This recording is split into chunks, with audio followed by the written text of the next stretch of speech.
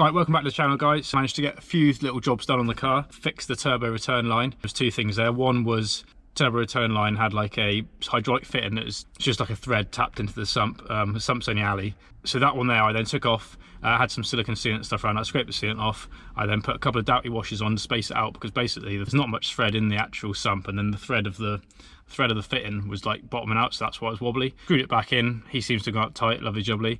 And then the actual rubber bit of hose that was on it going to the turbo was too long, and it was rubbing on the subframe itself. I should have a photo of that, so yeah, you can see where it's rubbing. So I basically replaced it with a slightly shorter bit of, which then doesn't touch the subframe, then there's enough clearance, and yeah, so that seems fine. I then took the exhaust down on the back,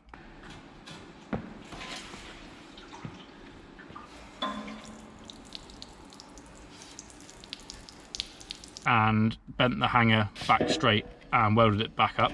So, and also put a little bit of weld on the other two hangers just to strengthen them up. I fitted that back on. I've not had a chance to weld a new piece in the middle where that extra flexi bit is yet. I've replaced the bracing at the back, was all wobbly. I can't remember if I showed you that on the last video or not, but like you could grab hold of it and just...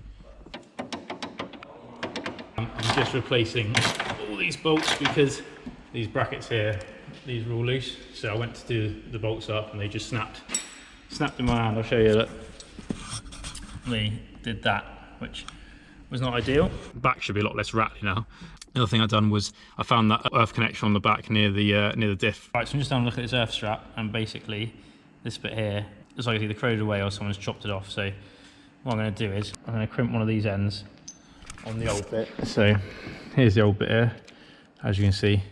I want to cut back further really to some better copper, but I'm running out of length, so I'm going to very temporarily just crimp one onto there, and then I'll probably cut it back and get a whole new earth wire at a later date.